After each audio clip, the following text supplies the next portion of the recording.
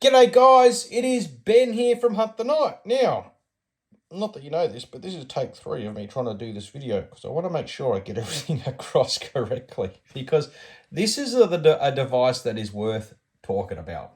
Now, this is going to just be a quick introduction, my first impressions type video, because I've only got this scope for a very, very limited time until we get our stock. And I've got to say, I'm really thankful I've got it. There's very few of these actually in the world at the moment. And to have one to play with and to review is very, very blessed to have it. Now, what is it? This is the InfiRay TH50 tube thermal rifle scope. It is a 4 to 16 magnification scope. And yeah, hey, job done. What could be unique about this? It's just another thermal scope. Yeah, no, it's not. And the interesting bit and the unique bit isn't here, it's back here. Now, we'll quickly cover a few things. It has your basic button system, same as all the other InfiRay tube devices. You have your power, your screen brightness, your ability to record or take a photo and change your color palettes. I love that button setup. It's so good. We've got your turret here for your quick press to your short menu, long press, long menu. And it's really lovely, the colors that they've used in the screen, as well. It's really cool. And we're going to get to that screen in a minute. Now, you can put an external battery in this as well. It takes an 18500 battery, I'm going to say off the top of my head. But it's also got an internal battery that lasts a fair bit of time as well. How much time? I'm not entirely sure, because again, I've only had this scope for 24 hours, and I've spent about 4 hours with it. Right, first off the bat, what is unique about this? The screen. Now, typically speaking, in a thermal device, and this goes for pretty much all of them on the commercial market or the civilian market, except for kind of the GSCIs, they've got a 0.39 of an inch screen, and that's a pretty small screen when you think about it. And then they've got an ocular setup here that magnifies that screen. This has got a 1.03 inch screen and a resolution of 2540 by 2540, which is a, excuse my French, shit ton of pixels. Why is that important? Firstly, it creates a beautiful viewing experience. The eye fatigue just isn't there. Everything looks big. I typically find in these tube scopes, you can really tell that the screen kind of looks far away. This one invites you in to look at it. Secondly, we shoot at pixels when we're using digital technology. What? We shoot at targets? No, we shoot at pixels. When you zero this, we're talking about digital overlays on top of pixels. So the more pixels we have in the high resolution screen, the more accurate we can make these rifles or these scopes, or however you're going to use it. I'm saying rifles because it's on my rifle. And it is absolutely fantastic to zero. It is very, very fine increments in those higher zooms, and you can really make tiny adjustments, which is, what we're striving to achieve in every scope, because in optical, that's what you get to do. And this starts to get close to being, that good.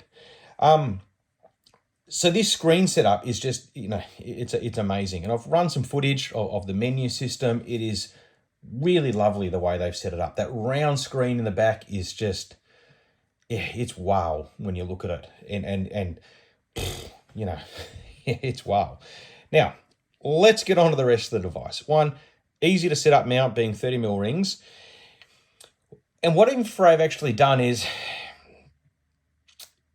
I've spoken about it before, and if you go back and look at my SCH50 review, I talk about it. I love the SIAM software because you get to control your brightness and contrast. With this device, like the Ricoh devices, you can only control your screen brightness. You can't independently control your brightness and contrast. And in the RH versions of the Ricoh series, I find that the images really struggle, especially in black hot. You get a lot of washed out backgrounds. I find that when it identifies a target, it really enhances that target and sacrifices the rest of the image. And I know why it does it, and the point of it, but it's just not my favorite approach to it. This doesn't do that. This is outstanding. When you go from something short distance to long distance, it doesn't matter. That background detail is still there. you know, some footage of a fence post and some wombats or a wombat, and I hand between, you know, the actual, you know, focus, and it just looks absolutely amazing. I'm going to say the image quality when I download it, again, is not anything close to what I'm looking through in the scope as it typically is, you know, with any of the recorded digital devices. The other thing I love about this is the color palettes are great. The picture quality is fantastic as well. Now, this is a 4:12.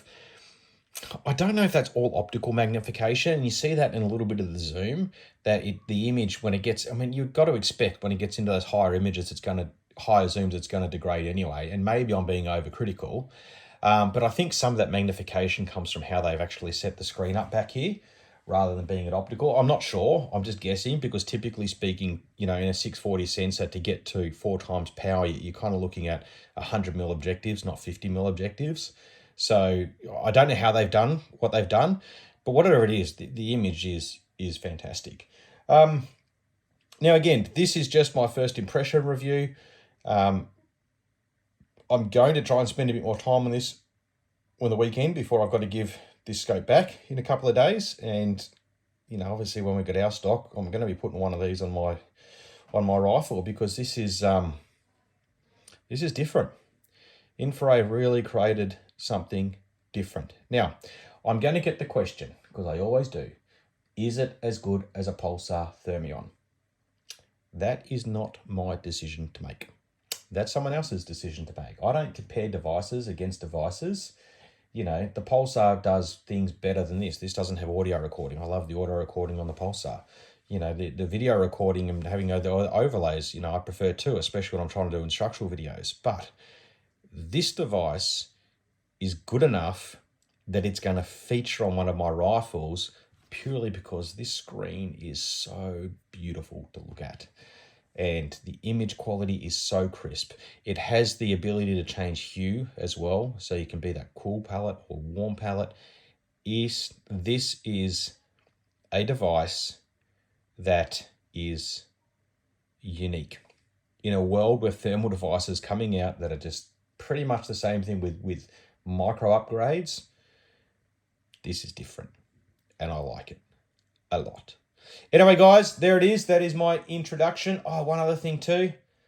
Now, it's probably too late because you've already seen it.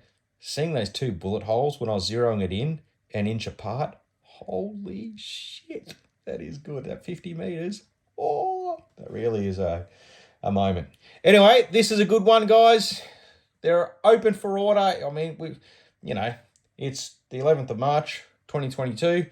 Pre-orders are open. If you're watching this in a year time, then probably version 2 is out. Who knows? But anyway, this is great. Get onto it. Huntthenite.com.au. Tag a vegan.